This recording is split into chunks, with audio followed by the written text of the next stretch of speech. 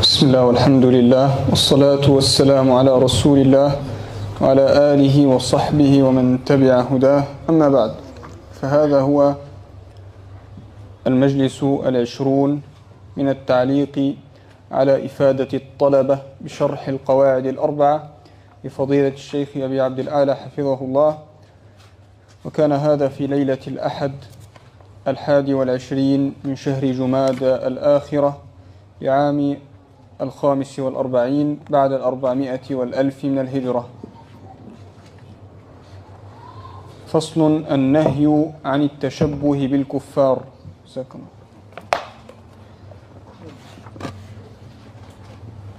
ونستفيد مما سبق النهي عن مشابهة الكفار، حيث إن أوقات النهي التي هي بعد الفجر وبعد العصر هي الأوقات التي يسجد الكفار فيها للشمس، وإن كانوا في الحقيقة يسجدون للشيطان كما سبق، فالصلاة في هذه الأوقات مشابهة لهم، فنهى الشارع عن الصلاة فيها.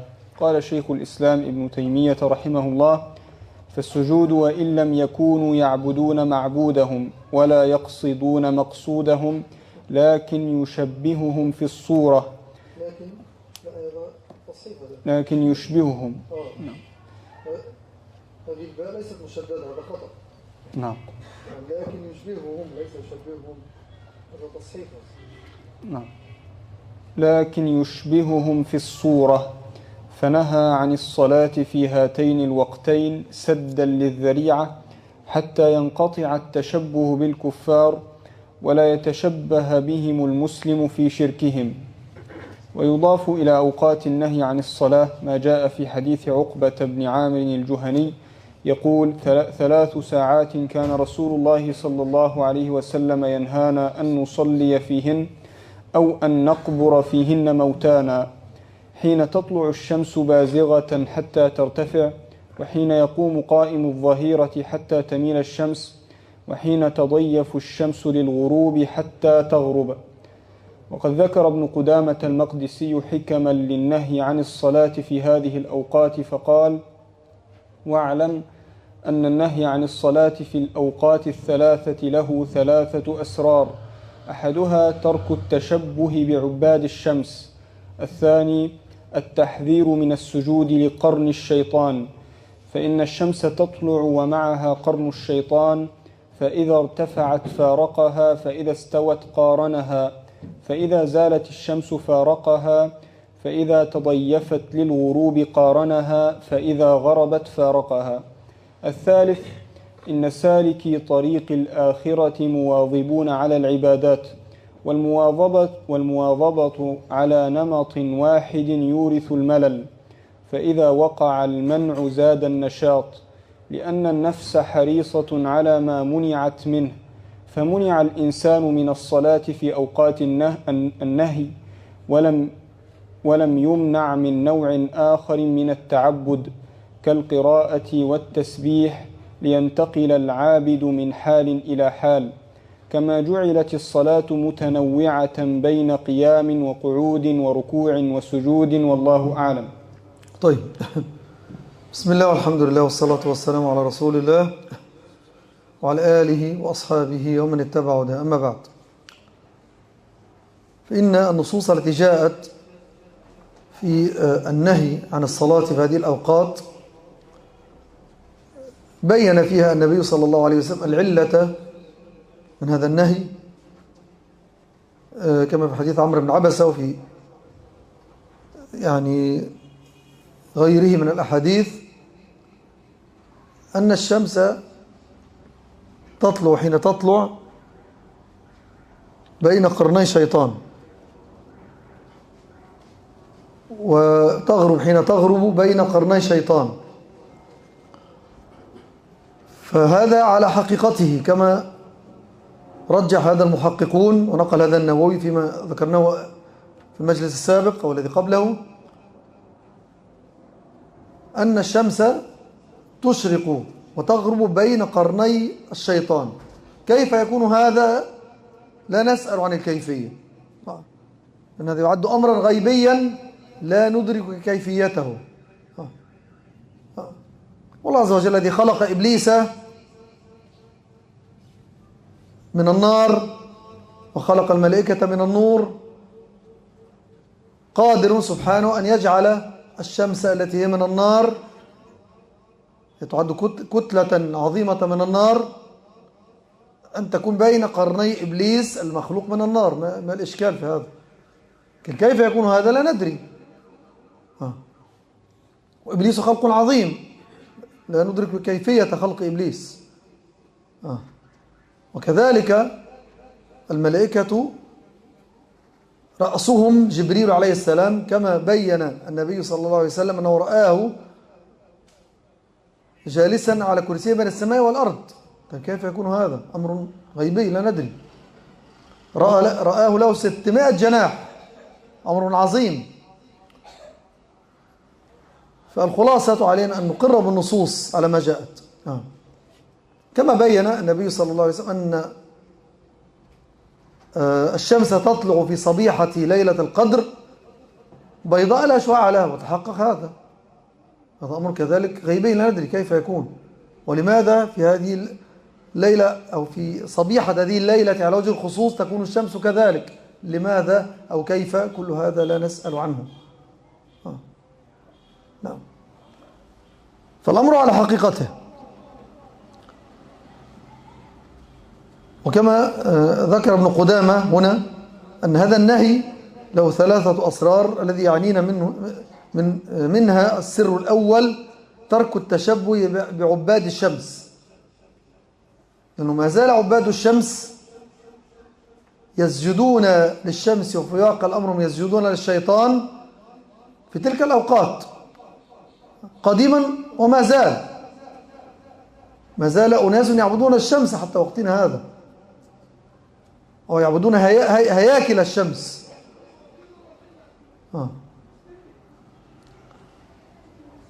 وكنت أذكر أنه ما زال بعض الأمريكيين يأتون إلى مصر في كل عام ينتظرون شروق وغروب الشمس على تمثال رمسيس الثاني الذي في الأقصر، يترقبون هذا، وبعضهم يعبدونه أو يتوجهون إليه بطقوس العبادة.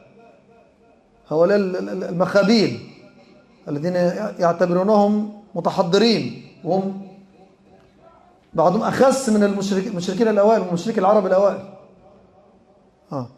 وكانوا يركبون الطائرات والسيارات يعبدون الشمس. بل كما ذكرت من قبل ما زال في الهند وفي اليابان التي تعد من أكثر الدول تحضرا، اليابان، يعبدون أشياء من أعجب ما يكون. وبعضهم قد يكون كما يدعون يعني خرج إلى الفضاء، أو عندهم أحدث الأجهزة والأسلحة، لكن عقولهم عقول المشركين. ما تحضروا في جانب العقيدة وفي جانب الدين، ما زالوا على الوثنية الأولى، بل أخس من الوثنية الأولى. وعاد وثمود كما تعلمون كانوا أصحاب حضارات في الدنيا. وتبنون بكل ريع آية تعبثون، وتتخذون مصانع لعلكم تخلدون. يعني كانوا لهم حضارة عظيمة، كانوا يبنون المباني العظيمة عبثا، وفي داخل الجبال ينحتون البيوت العظيمة. يعني كانوا أصحاب حضارة في الدنيا، ورغم ذلك الله عز وجل أهلك عادا وثمود لأنهم أشركوا بالله العظيم، دعوا غير الله، استغاثوا بغير الله. نعم. فالشاهد أن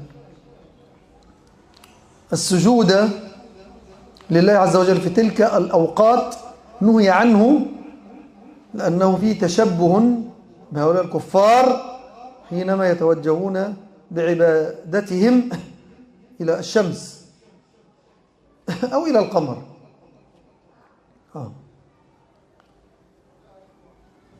ولا يلزم أن يقال إنهم يعبدون الشيطان مباشرة، بل كل المشركين في واقع الأمر يعبدون الشيطان، يعني تؤول عبادتهم إلى عبادة إبليس كلهم على اختلاف طوائفهم. فعباد الشيطان ليس قاصرا على من ظهروا في السنوات الأخيرة وسموهم بعبدة الشيطان، لا، كل المشركين تقريبا يعبدون الشيطان في واقع الأمر، لكنهم يختلفون في دركات الخسة في هذه العبادة. نعم. وكما بين ابن قدامة أيضا أن التحذير من السجود لقرن الشيطان، أو من أسرار هذا النهي التحذير من السجود لقرن الشيطان، وبين هذه الأوقات التي يكون فيها قرن الشيطان حاضرا. إذا طلعت الشمس تطلع مع قرن الشيطان، وإذا ارتفعت أي بعد الشروق بمقدار ربع ساعة ترتفع الشمس فيفارقها قرن الشيطان، يعني يظل قرن الشيطان على الشمس، أو تظل الشمس بين قرني الشيطان طوال هذه الفترة إلى أن ترتفع الشمس بعد الشروق، ثم يعود ويقارنها مرة أخرى إذا استوت، أي عند وقت الظهيرة أو قبيل وقت الظهيرة بدقائق، عند استواء الشمس، عندما تزول الشمس تكون يعني الشمس في وضع عمودي على الأرض، يقارنها الشيطان مرة أخرى ثم يفارقها بعد انتهاء وقت الزوال، لو بعد دخول وقت الظهر، ثم يعود يقارنها عند اصفرار الشمس. إذا وقت النهي الذي هو بعد العصر ليس بعد العصر مباشرة، إنما يكون بعد العصر فترة تصفر فيها الشمس، فإذا بدأت في الاصفرار أي تضيفت للغروب قارنها الشيطان. لذلك كان النبي صلى الله عليه وسلم يصلي ركعتين بعد العصر مباشرة في حجرة عائشة رضي الله عنها، وذكرت عائشة وثبت هذا فصارت سنة، وهي من السنن المنسية أن تصلي ركعتين بعد العصر في بيتك قبل أن تضيف الشمس للغروب. فهذه ليست من أوقات النهي، ما بين العصر إلى اصفرار الشمس هذا ليس وقت نهي، إنما وقت النهي يبدأ من اصفرار الشمس حين تضيف الشمس للغروب إلى غروب الشمس. إذا غربت الشمس فارق الشيطان الشمس. بارك الله فيك. ومن الأحاديث الدالة على النهي عن التشبه بالكفار عن ابن عمر رضي الله عنهما قال قال رسول الله صلى الله عليه وسلم من تشبه بقوم فهو منهم. قال ابن كثير رحمه الله ففيه دلالة على النهي الشديد والتهديد والوعيد على التشبه بالكفار في أقوالهم وأفعالهم ولباسهم وأعيادهم وعباداتهم وغير ذلك من أمورهم التي لم تشرع لنا ولا نقرر عليها. قال الشيخ ابن عثيمين رحمه الله فإن قال قائل ما هو ضابط التشبه وهل يشترط فيه القصد؟ فالجواب أن ضابط التشبه أن يأتي بما يختص بالكفار من لباس أو تحلية جسم أو غيره، بحيث يقول من رآه هذا من الكفار، لأنه لا يمكن أن يقول هذا من الكفار إلا إذا كان الشيء مختصا بهم، أما إذا كان عاما فإنه لا يمكن أن يقال هذا من الكفار. فمثلا الذي يلبس البنطلون عند الناس مع أنه في بعض البلاد الإسلامية هو لباس الناس، هل نقول إن البنطلون تشبه؟ الجواب لا، لأنه ليس خاصا بالكفار. وهل يشترط في التشبه القصد أو لا يشترط؟ الجواب لا يشترط، لأن الإنسان لو قصد التشبه لكان الخطر عظيما، لأنه لا يقصد التشبه بهم. طيب، قبل أن نذكر مسألة القصد هذه، نقول الضابط الذي ذكره ابن عثيمين رحمه الله تعالى وضابط مهم على طالب العلم أن يتبينه، ومسألة اختصاص هذا الشيء بالكفار. وقد يكون شيء مختصا بالكفار في فترة زمنية ثم يصير عاما ليس خاصا أو مختصا بالكفار، نحو بعض أشكال اللباس، ومنها هذا الذي يسمى بالبنطال. نعم، في وقت ما كان يعتبر خاصا ومختصا بالكفار، لكن لما اختلط المسلمون بهؤلاء الأعاجم ونقلوا إلينا بعض هذه العادات ومنها هذه العادات في اللباس، خلاص صار الأمر عاما. نعم، يعني لو نقول من 200 سنة مثلا أو أقل، ما أظن أنه كان يوجد في بلاد المسلمين من يلبس هذا البنطال بهذه الصفة، ولا هذه التي تسمى بالبدلة، اللي بيسمى البدلة حتى كان ما زال حتى بعض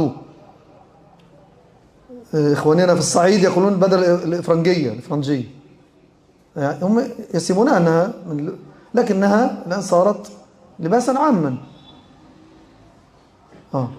بخلاف رباط العنق هذا فيه تفصيل. والشاهد أن اللباس إذا صار عاما أو خلاص صارت هيئته ليست مختصة بالكفار، فإنه يخرج عن حد التشبه.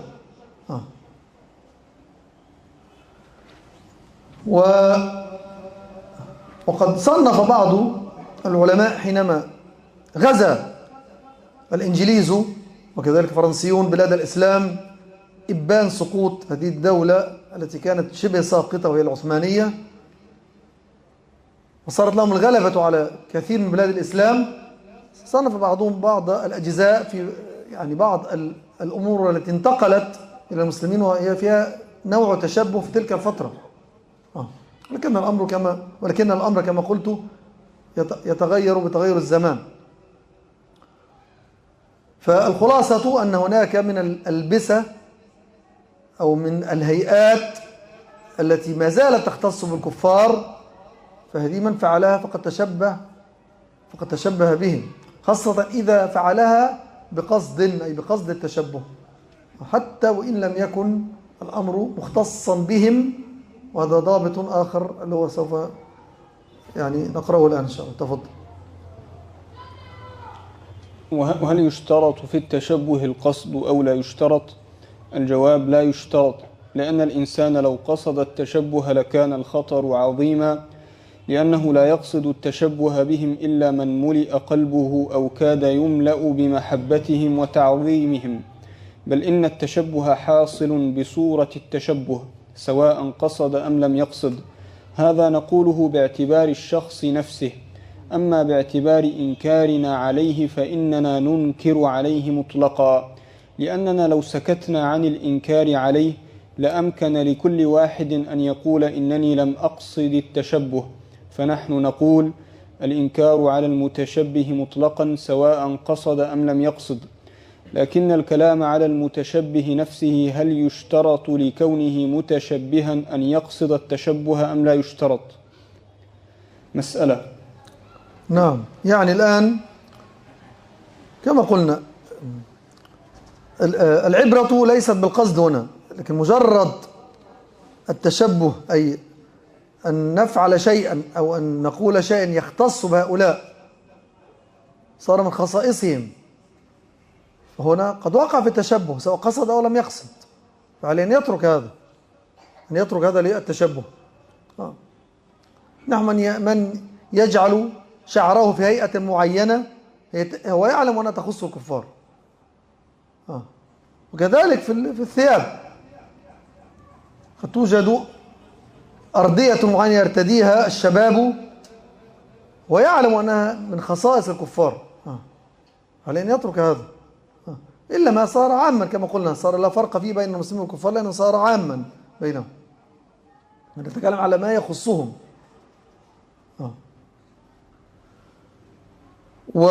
وكما قال الشيخ رحمه الله تعالى: مسألة القصد أمره أعظم، لأنه لو قصد لوقع في كبيرة من كبائر الذنوب قد تصل به إلى حد الكفر، لعموم حديث النبي صلى الله عليه وسلم: من تشبه بقوم فهو منهم. هذا نبينه في المسألة التالية. مسألة: التشبه في الأمور الدينية بالكفار أعظم بكثير من التشبه في الأمور العادية، لأن التشبه بهم في الأمور الدينية يعني تعظيم الباطل لذاته لا لكونه من خصائصهم. ولهذا ذكر ابن القيم رحمه الله في أحكام أهل الذمة أنه حرام بالاتفاق، وقال: هذا إن سلم فاعله من الكفر فقد أتى محرما لا شك فيه، لأن التشبه بهم في الأمور الدينية يعني تعظيم دينهم، ودينهم منسوخ بدين محمد صلى الله عليه وسلم بإجماع المسلمين. ومن زعم أن اليهود أو النصارى أو غيرهم على دين صحيح مقبول عند الله فهو كافر يعلم حتى يرجع، لأن الله يقول عز وجل: ومن يبتغي غير الإسلام دينا فلن يقبل منه وهو في الآخرة من الخاسرين. ويقول: إن الدين عند الله الإسلام. وصح عن النبي صلى الله عليه وسلم فيما أخرجه مسلم من حديث أبي هريرة رضي الله عنه أن النبي صلى الله عليه وسلم قال: والذي نفس محمد بيده لا يسمع بي أحد من هذه الأمة يهودي ولا نصراني ثم يموت ولم يؤمن بالذي أرسلت به إلا كان من أصحاب النار. وإذا قيل أصحاب النار فهم أصحابها الذين لا يخرجون منها وهم الكفار. نعم، يعني التشبه بهم في بعض أمور ديانتهم التي يتعبدون بها إلى الله أشد وأعظم بلا شك، أعظم خطرا، كما قلت قد يصل بصاحبه إلى الكفر. فإذا شابههم على سبيل المثال في شرك عبادة الأموات فقد وقع في الشرك.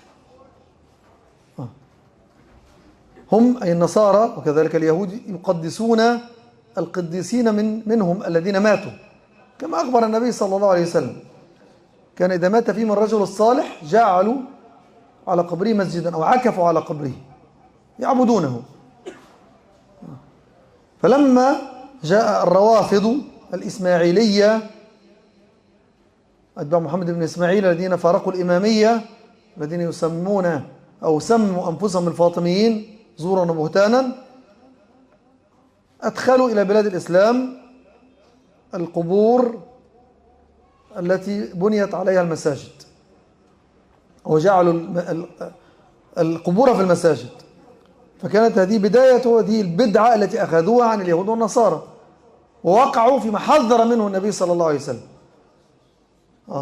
فلذلك هم زنادقة ملحدون والإسلام مارقون، هؤلاء الإسماعيلية الباطنية الذين يعرفون بالفاطميين، وعلى رأسهم أئمتهم أو خلفاؤهم الذين منهم الحاكم وأمري هذا الذي صار معبودا عند الدروز، بعد ذلك يعبدونه.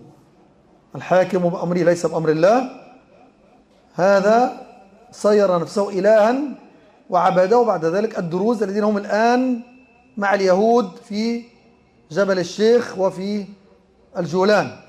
الدروز الآن الذين هم تحت وطأة اليهود هم مع اليهود، وهم الذين يعبدون الحاكم بأمره، الدروز. فالتشبه باليهود والنصارى في هذا بلا شك كفر وشرك على حسب حال المتشبه، أو على حسب ما تشبه به فيهم. نعم. وهناك بعض جهلة المسلمين يقعون في عادات هي من عادات الكفار تتعلق بعباداتهم، لكنهم اعتادوا على ذلك تبعا لهم، فقالوا نعم يقعون في محرم أو وقعوا في محرم، قد يكون هذا من الكبائر على حسب ما وقعوا فيه. نحو التشبه بهم في الموالد. هذه الموالد هي بدعة يهودية نصرانية، وقد تختص بالنصارى أكثر. الاحتفال بمولد فلان من الذين ماتوا من الصالحين أو من القديسين أو من الرسل والأنبياء، ويفعلون طقوسا معينة في هذا الاحتفال. هذا كله من تشبه، فهذا محرم بالاتفاق، محرم بالاتفاق. التشبه بهؤلاء في أمر من أمور دينهم التي نقلوها إلى المسلمين وهي ليست من دين الإسلام. إلى آخره. نعم. نعم، وهذا موقفنا إن شاء الله تعالى، وصلى الله على محمد وآله وأصحابه وسلم.